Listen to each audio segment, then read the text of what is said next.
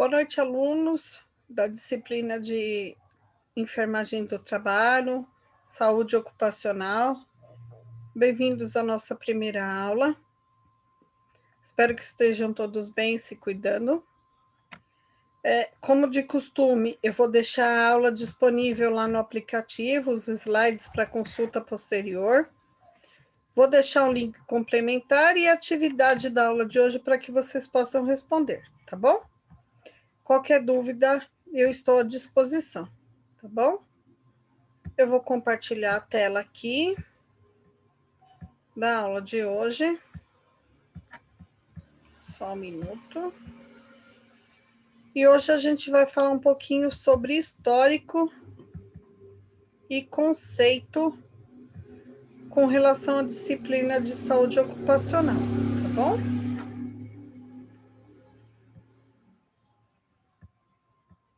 Então vamos lá.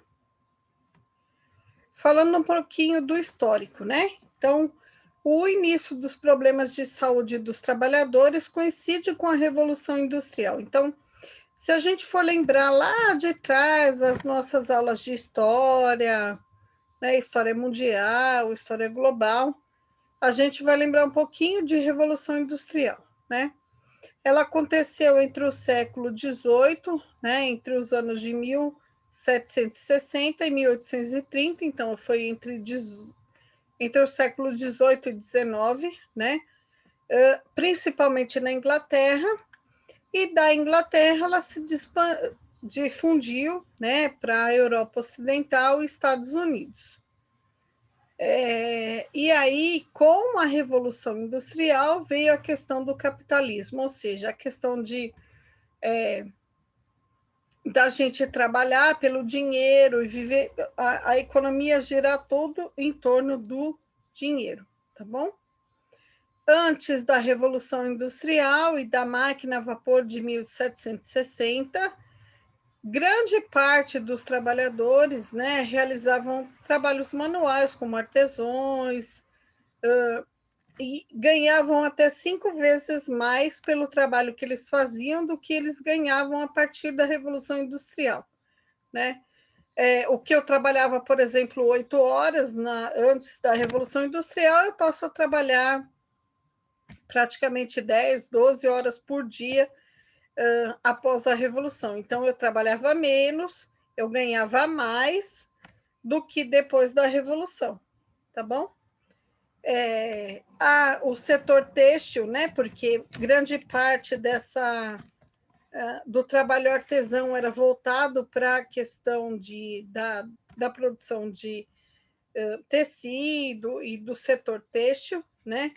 E foi exatamente esse setor que fez o estímulo todo para desenvolver a indústria e crescer na produção de produtos nesse setor, tá bom?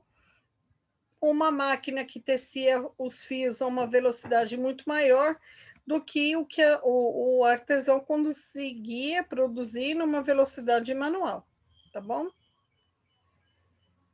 Com o crescimento dessa indústria e da produção industrial, os investimentos desses capitalistas que passaram a surgir a partir dessa revolução, eles propiciaram também a construção da estrada de ferro para liberar toda essa produção.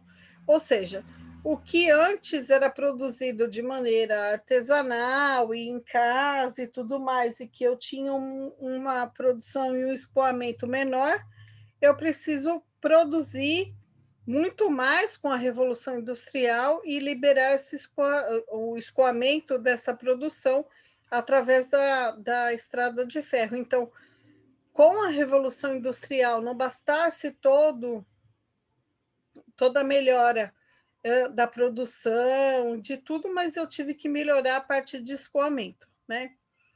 E aí a gente para pensar, e como que fica o trabalhador com tudo isso, né? Quais que são as principais transformações e consequências desse novo processo de produção? E é isso que a gente vai passar a entender, porque isso muda muito desde o processo de produção, distribuição, assim como as condições de trabalho para esses trabalhadores, né? que aí é muito da onde a gente entra hoje na atuação da enfermagem do trabalho, tá bom? Então vamos lá. Antes eu tinha uma produção manual e eu passo para uma produção de maquinofatura, ou seja, a máquina produz, né? Eu passo de um artesão para um operador de máquina, né? Antes eu tinha que ter uma habilidade manual, né? Ou seja, eu tinha que ser capaz de produzir um produto, uma roupa, ou tecer o fio. E aí eu passo para uma produção de apenas uma pessoa para operar uma máquina. Com isso, a produção até triplicava da quantidade de produtos, né?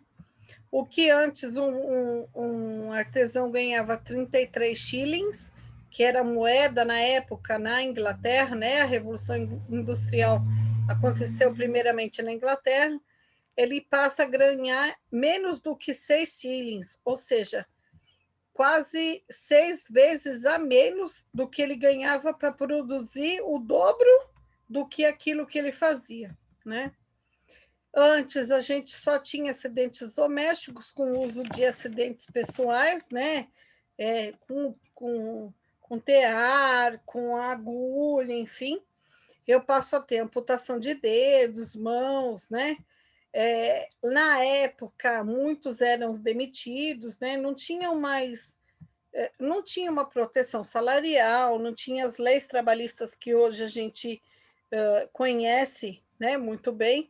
Então, quem se acidentava era muitas vezes demitido e não recebia nenhum salário mais. Então, você perdeu um dedo, uma mão, ficou incapaz e por aí vai, né? Antes eu não tinha uma diferença salarial, a não ser pela produção da produção. Ou seja, se eu produzo 10, eu vendo por 10, se o outro produz 5, ele vende por 5.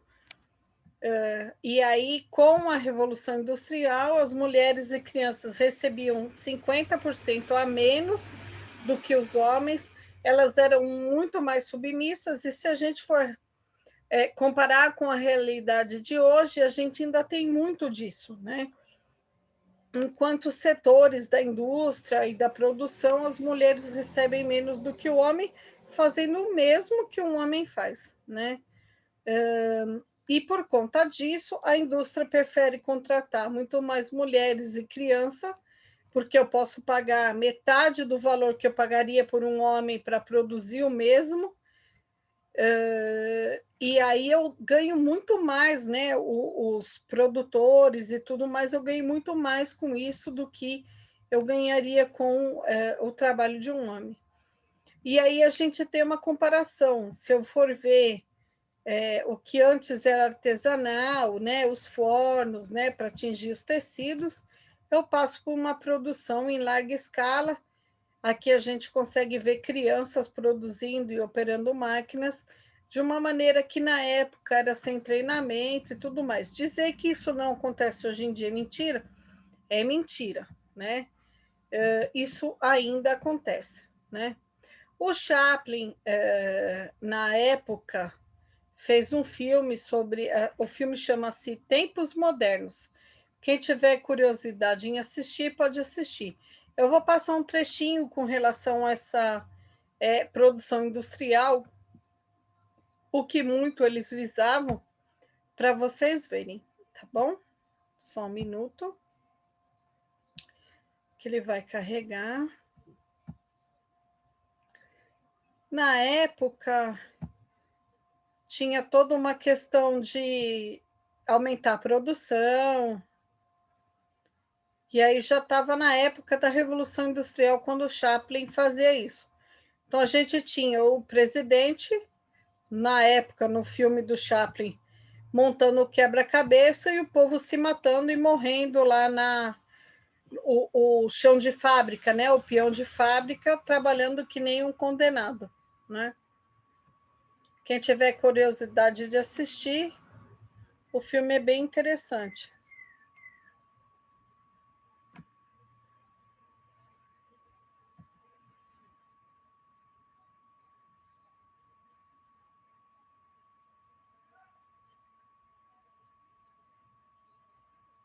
Aí ele chama o capataz, né, para aumentar a produção.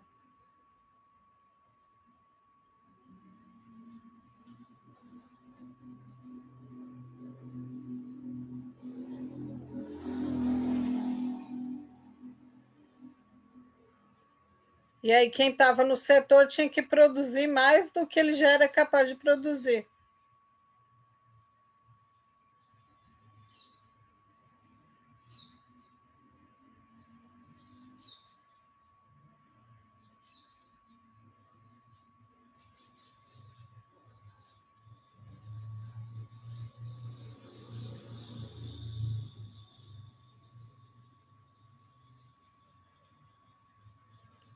Era um segundo de distração para se perder toda a produção, né? Por vezes era engraçado o Chaplin, né? Mas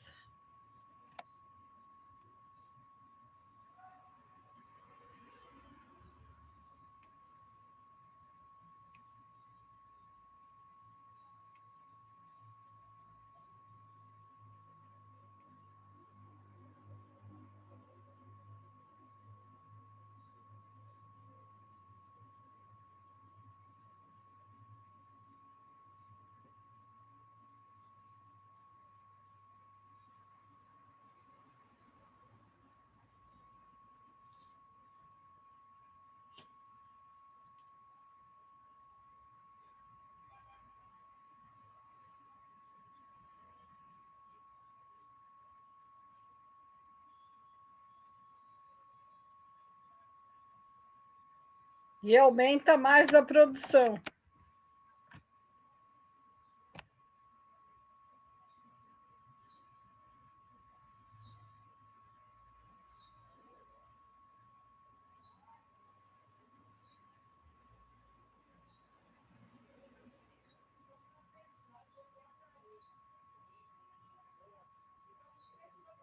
Tanto que ele saía, né, como se estivesse ainda produzindo.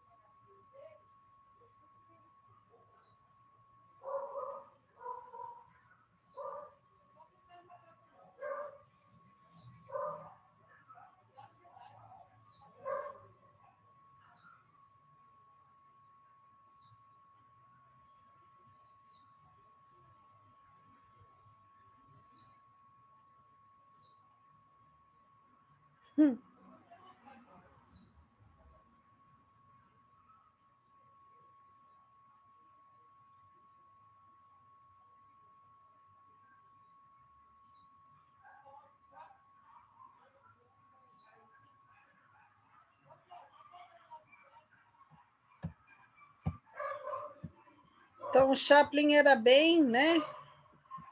Ele era bem interessante com relação a isso, com relação à questão da revolução, né? Ele mostrou muito dessa revolução, né? O quanto que a gente cresceu, o quanto que foi mudança, que foram de mudanças, né? É engraçado de se ver, mas era muito uma realidade da época, né? E por mais que fosse um teatro mudo, era um teatro que era um cinema mudo, um teatro mudo, era que muito retratava a realidade, né? Entre os primeiros anos de 1800, esses trabalhadores revoltados com a situação que eles estavam vivendo, eles se uniram e começaram a fazer greves, né, para lutar por direitos trabalhistas e por direitos políticos, que até então não existiam, tá? Até que em 1802 teve-se a Lei da Saúde e Moral dos Aprendizes, aonde na época foi instituído um limite de jornada de trabalho de 10 horas diárias, o que não existia até na época, proibição do trabalho noturno, obrigatoriedade de existência de ventilação nas fábricas, o que propiciava uma condição mais higiênica e de condições de trabalho, né? e lavagem das paredes 2 vezes ao ano. Então, dá para a gente ter uma ideia do quanto era complicada essa situação para os trabalhadores na época da Revolução Industrial, quando a indústria surgiu, né? Em 1830, teve-se a criação do primeiro serviço médico industrial em todo o mundo.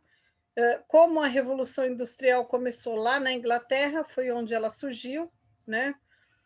E o Robert Baker foi nomeado o primeiro inspetor médico dessas fábricas lá na Inglaterra, tá bom?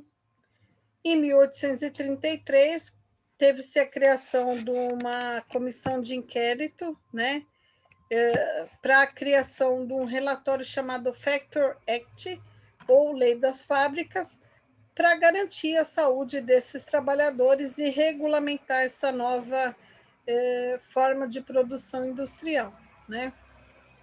Esse relatório ampliou medidas de proteção aos trabalhadores e exigiu que tivesse um médico do trabalho nos locais de trabalho, ou seja, o que até então não existia, era uma coisa muito mais caseira, né?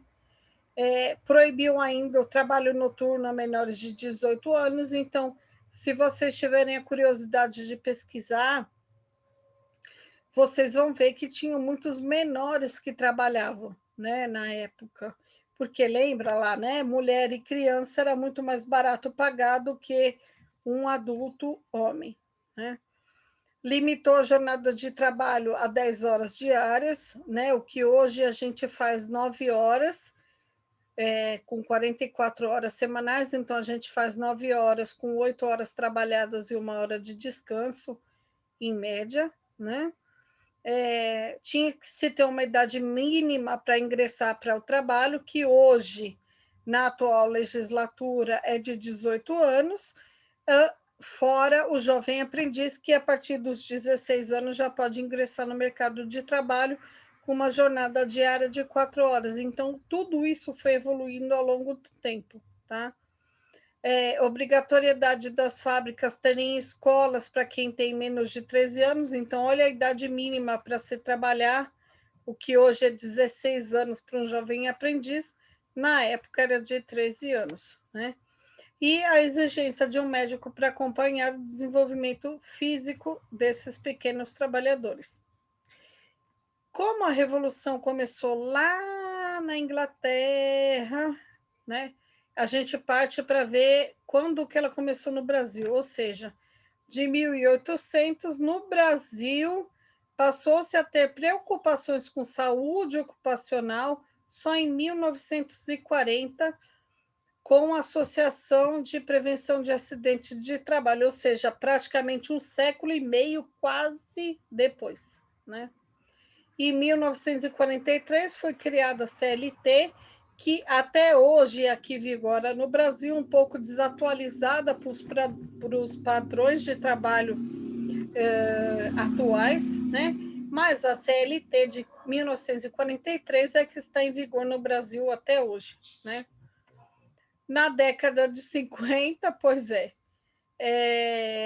começou a contribuição da aposentadoria e pensão, então, para aqueles que nasceram antes de 1950, não existia nem o FGTS, que hoje a gente conhece, e muito menos do INSS, que na época se chamava INPS,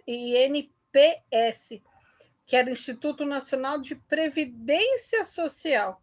Ou seja, até então, até 1960, ou seja, 160 anos praticamente depois da Revolução Industrial e dos direitos trabalhistas industriais lá mundiais, que a gente começou a pensar no trabalhador, né? Em 1972, quando muitos de nossas mães e nossos avós já eram vivos, o Ministério do Trabalho, através de 2 portarias, torna obrigatório, a partir de que uma empresa que tenha mais de 100 trabalhadores, eu tenha um médico de saúde do trabalho ocupacional, ou seja, depois de quantos anos da Revolução Industrial, se a gente for ver, lá em 1833, praticamente 100 anos depois que a gente passa a ter uma exigência pela legislação do Ministério do Trabalho para ter um médico do trabalho, né? E aí a OMS passa a controlar algumas situações e ela define o que é uma saúde ocupacional, né? Então, a gente vai ver promoção de condições laborais, qualidade de vida no trabalho, proteção da saúde dos trabalhadores, promoção do bem-estar físico, mental e social. Não adianta estar só bem de saúde física. Se eu não tiver bem de uma saúde mental e social, eu não estou bem numa saúde ocupacional, né?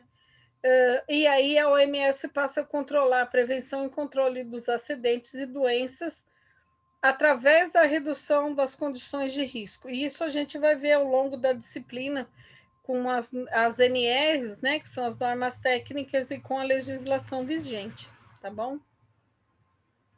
Além disso, a saúde ocupacional trata também de questões psicológicas, então, o quanto que esses profissionais são afetados pelas condições de trabalho e o quanto que a questão psicológica afeta a saúde desse trabalhador, né?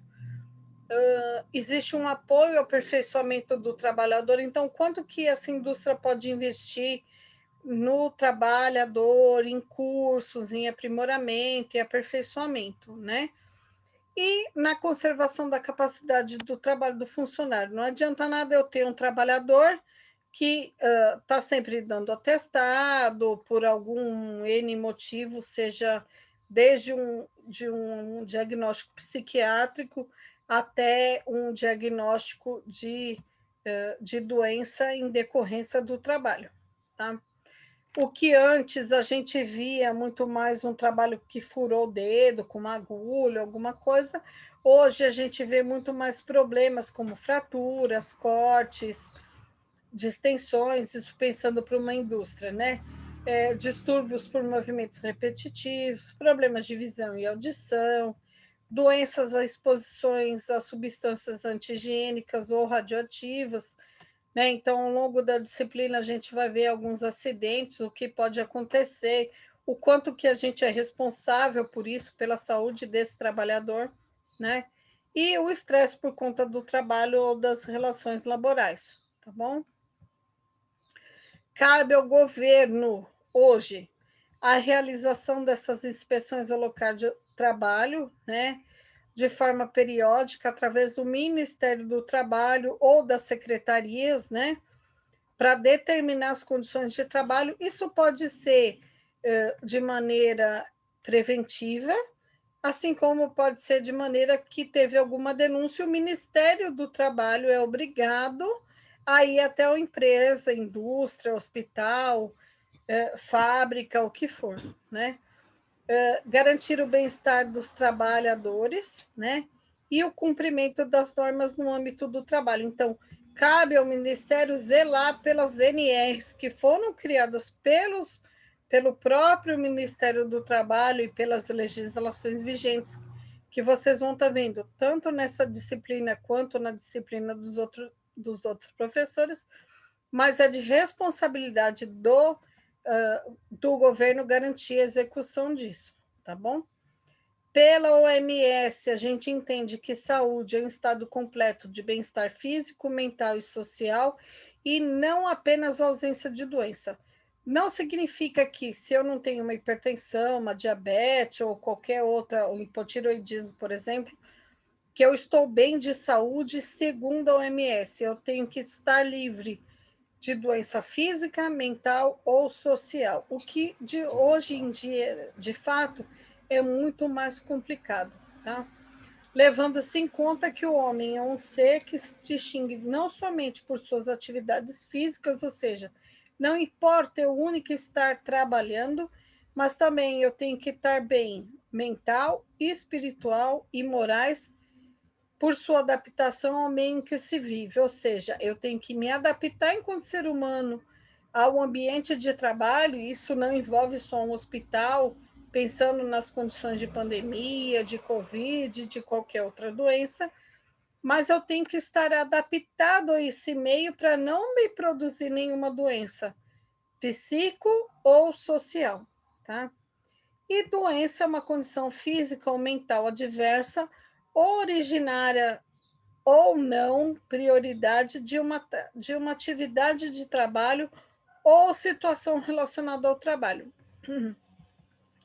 Mesmo isso, a gente tem que entender o quanto que o trabalho está nos lesionando e provocando algumas doenças, tá bom? Então, a gente vai estar vendo isso nas próximas aulas. Espero que estejam todos bem e que qualquer dúvida podem me perguntar e a gente se vê na próxima aula. Abraço a todos.